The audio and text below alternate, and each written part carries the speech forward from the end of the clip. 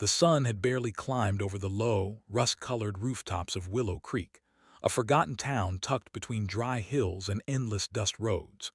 The air smelled faintly of iron and smoke, the scent of a town surviving more on grit than hope. A single bus coughed through the cracked main road, scattering a few chickens, and then all was quiet again except for the wind brushing through old shop signs that hadn't seen new paint in years. In a narrow alley near the market, Lena Hart crouched beside a pile of discarded boxes, sorting through recyclables with quick, practiced hands. Her dark hair was tied back messily, her pale blue shirt faded from too many washes.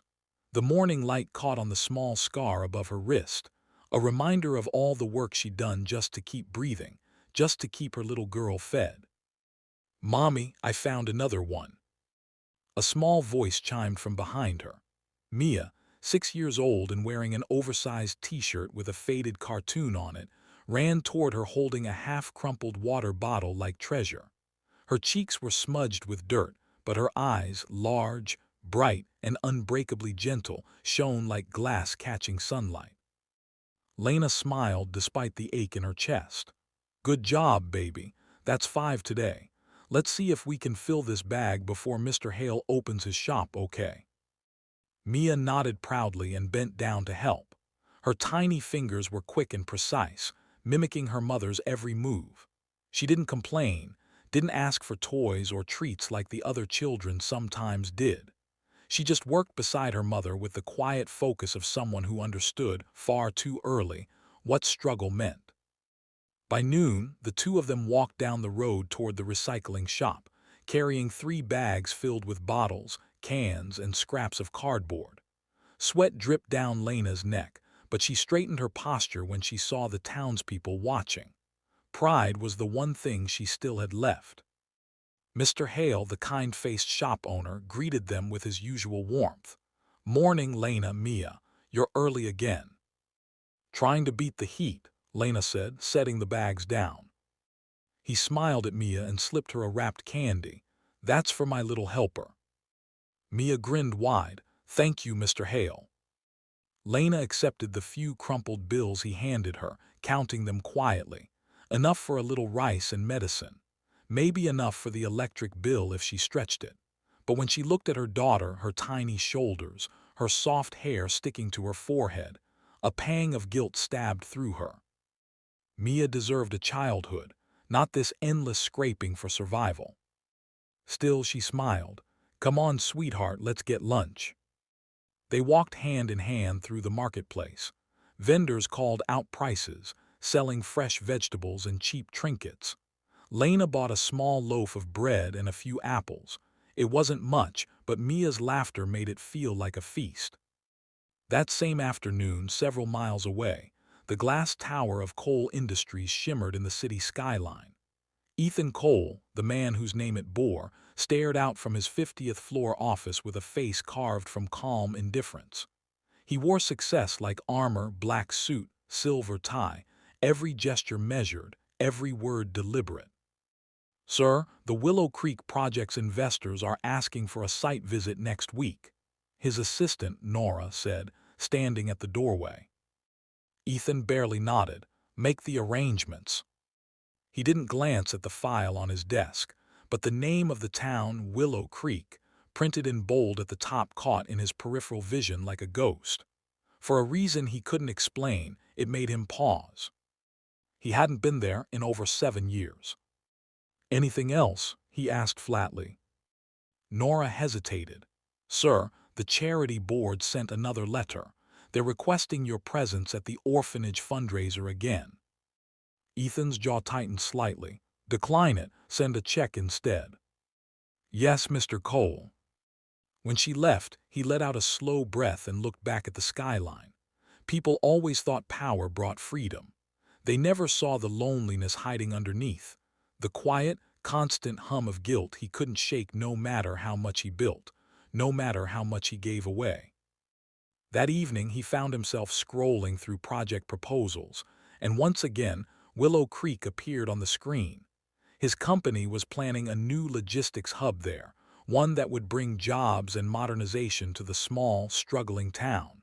For some reason, his chest tightened. He shut the laptop and rubbed his temples. He told himself it was business, nothing more, but the unease wouldn't leave. The next morning, the dust road outside Willow Creek shimmered under the rising sun. Lena walked Mia to the local school, a tiny, cracked building where the children sat on wooden benches. She kissed her daughter's forehead before leaving for a cleaning job at the small motel by the highway. But fate had other plans. By afternoon, the motel announced a sudden shutdown. Investors were selling the land to a corporate firm.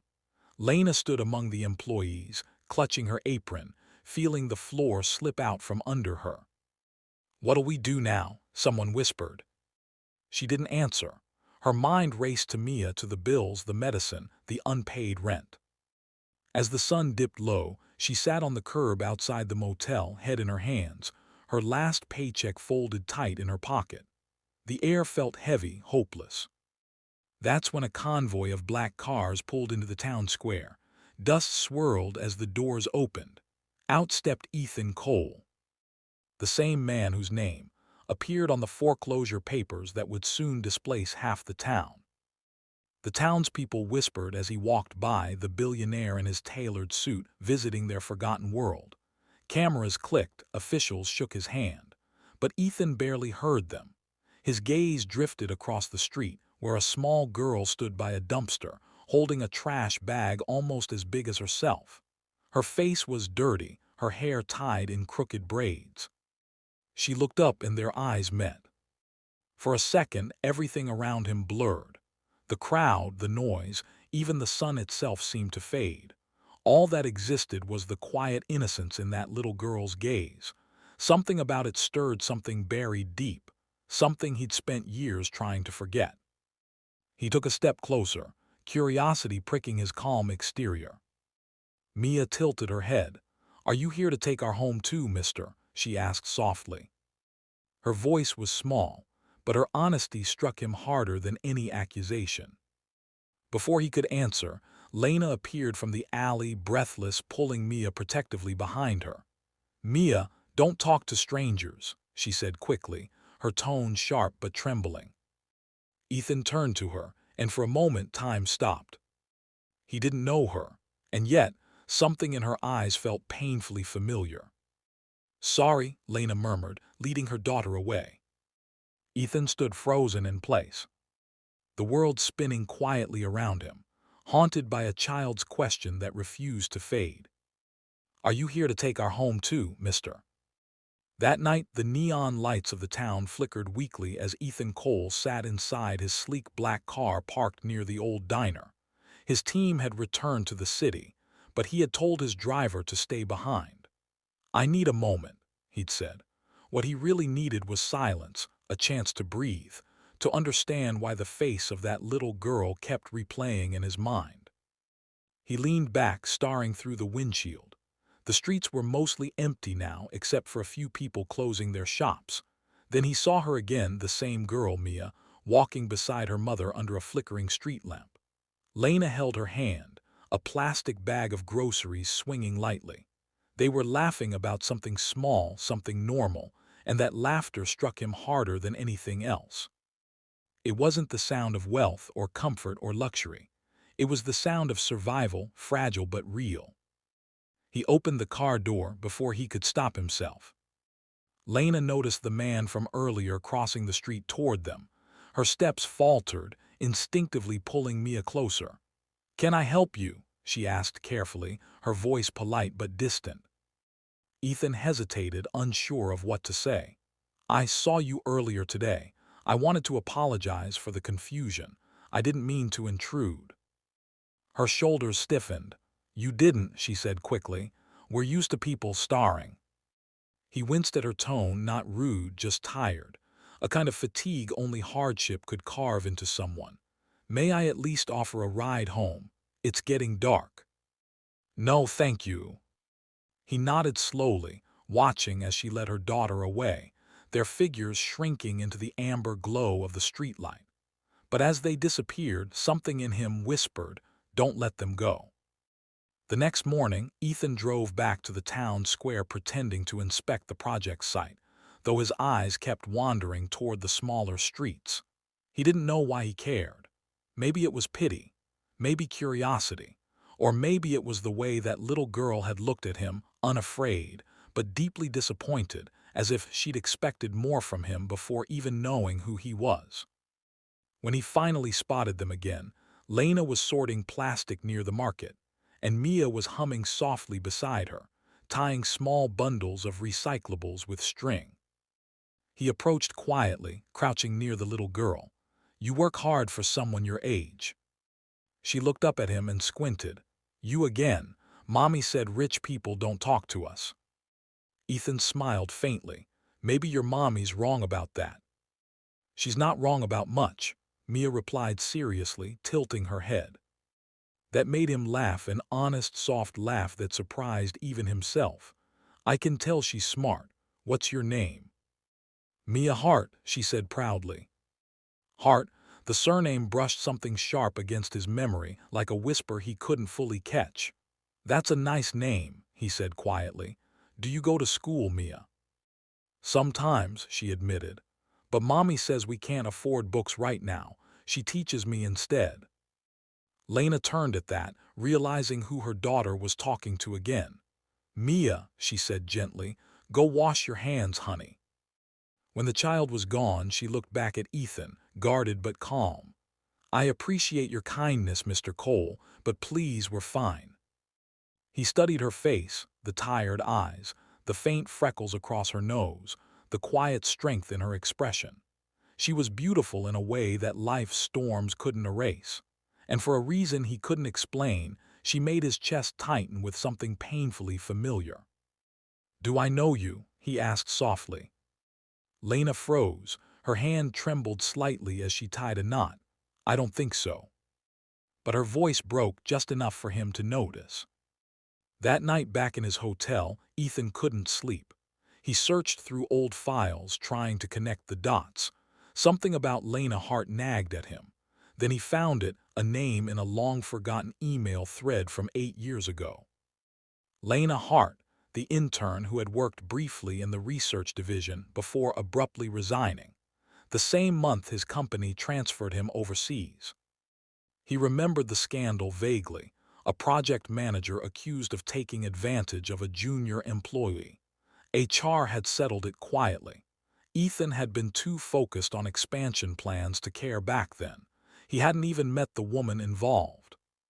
But now, staring at her name glowing on his laptop screen, his pulse quickened. He clicked the next attachment, an archived employee photo. There she was, younger, smiling, full of light. And suddenly the resemblance hit him like a wave.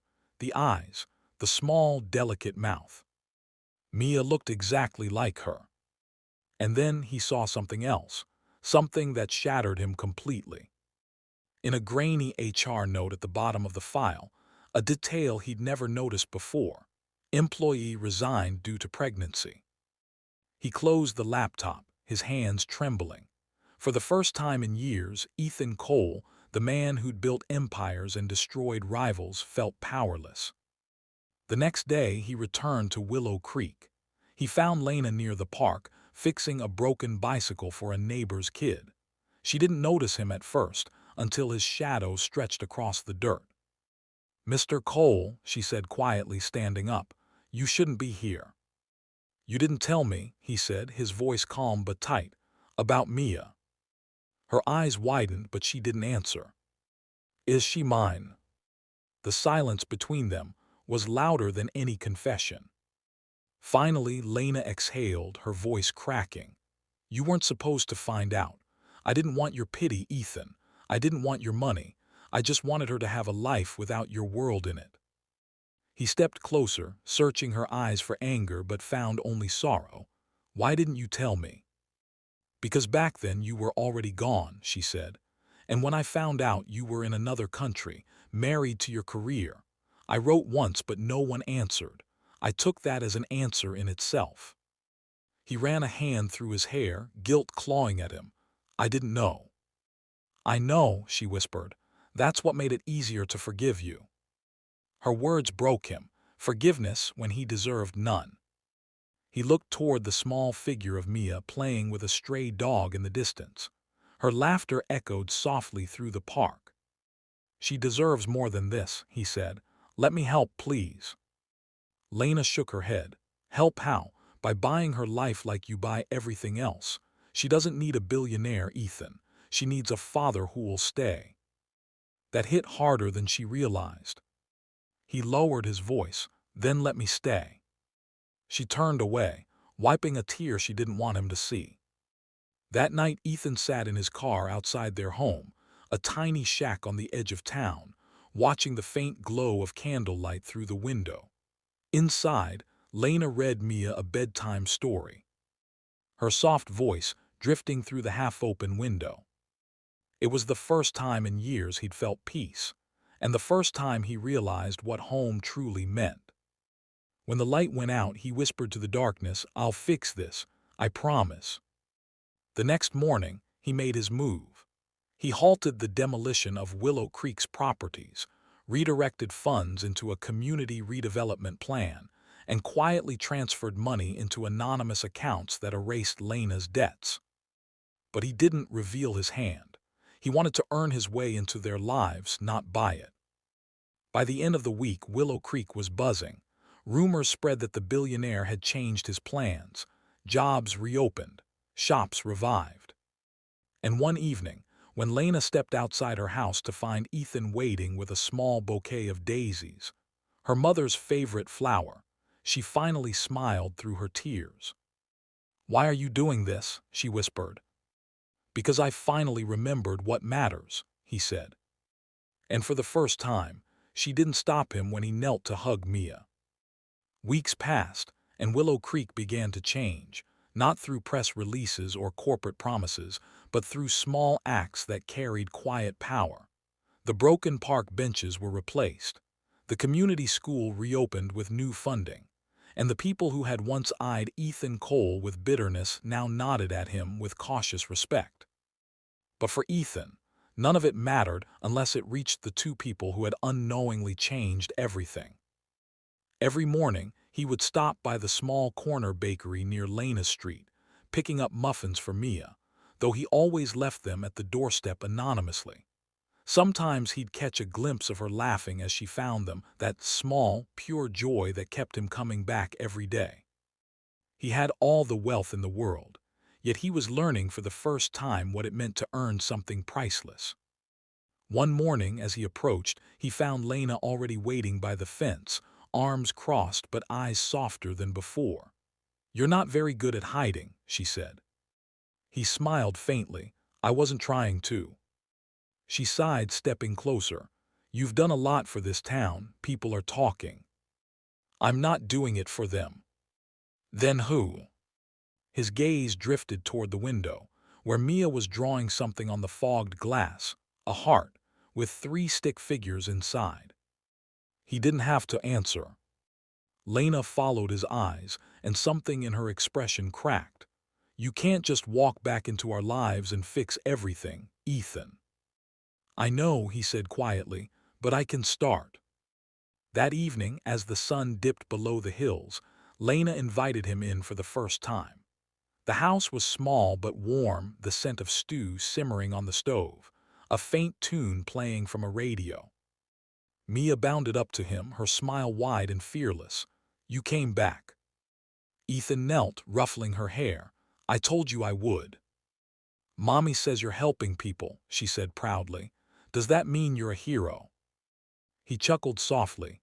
"No, sweetheart, I'm just someone trying to do the right thing." "But heroes do the right thing," she replied matter-of-factly, making him laugh again, the kind of laugh that loosened the walls he'd spent years building. When Lena came out of the kitchen, she watched them together for a moment. The way Ethan looked at Mia like she was the only person in the world who mattered. It made her chest ache in ways she couldn't explain. Later that night, when Mia was asleep, Lena sat across from Ethan at the kitchen table. The light above flickered gently, throwing soft shadows on their faces. "She looks just like you when she's angry," Lena said, her voice quiet but steady. Ethan smiled sadly, and like you when she's brave. There was a long silence between them, filled with the ghosts of years they'd lost. I used to hate you, Lena admitted, eyes fixed on her mug. Not because you left, but because I wanted to believe you'd come back, even when I knew you wouldn't. Ethan's voice was barely a whisper. If I could trade every dollar I've ever made to go back and fix it, I would. Lena looked up, and for the first time she saw the truth in his eyes, the kind of guilt money could never wash away. You can't fix the past, Ethan. But maybe, she hesitated, her voice trembling, maybe you can be here now. He nodded. That's all I want. The days that followed felt like healing, slow, imperfect, but real. Ethan helped Mia with her schoolwork, drove Lena to her night shifts, and quietly learned how to live without pretending to be perfect. But peace has a cruel way of testing those who dare to find it. One afternoon, as Ethan returned from the city, he received a call from his assistant. His board was revolting. The investors wanted answers. The Willow Creek redevelopment was costing millions, and they wanted results, not redemption.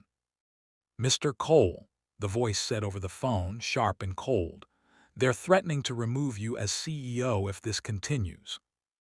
He stared out at the sunlit fields rushing past his car window, the town now glowing with new life. For the first time, the idea of losing his company didn't scare him. I understand, he said simply and hung up. Because what he'd gained was something they could never measure on a balance sheet. When he arrived back in town, he found chaos, smoke rising near the old recycling yard, people shouting. He ran toward it, his heart racing. There, in the middle of the commotion, he saw Mia standing near a collapsed wall, crying. "Daddy," she screamed, the first time she had ever called him that. He froze, stunned, before rushing forward and pulling her into his arms. "Are you hurt?" "No," she sobbed. "Mommy's still inside." He looked up and his blood ran cold, flames licked the edge of the small workshop. Without thinking, he charged in, ignoring the calls behind him.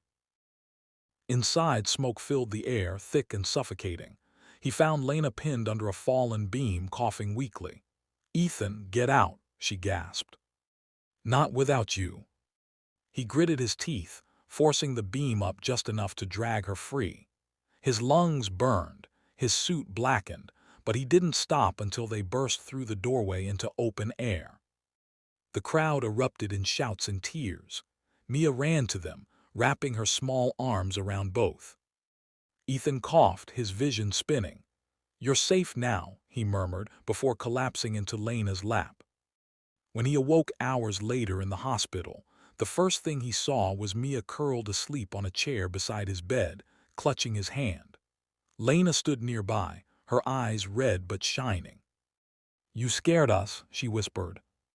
He smiled faintly. "Guess I had to prove I'm not all talk." Lena sat beside him, brushing a strand of hair from his forehead. "You've done enough, Ethan, more than I ever thought you would." He shook his head weakly. "Not yet, there's one more thing." A week later, Ethan called a press conference at Barton Industries. Cameras flashed, reporters murmured, expecting another cold corporate speech. But when he stepped up to the podium, his tone was calm, almost gentle.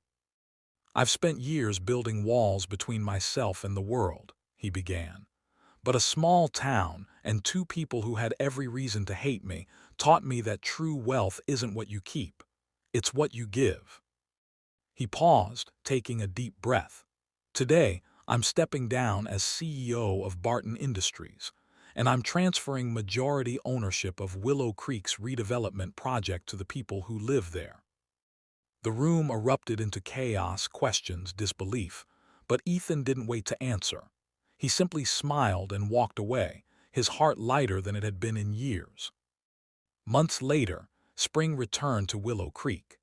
The flowers bloomed along the riverbanks, children laughed in the park, and a new community center stood where the old junkyard once was. Ethan sat on a wooden bench, watching Mia chase butterflies while Lena read under the shade of a tree.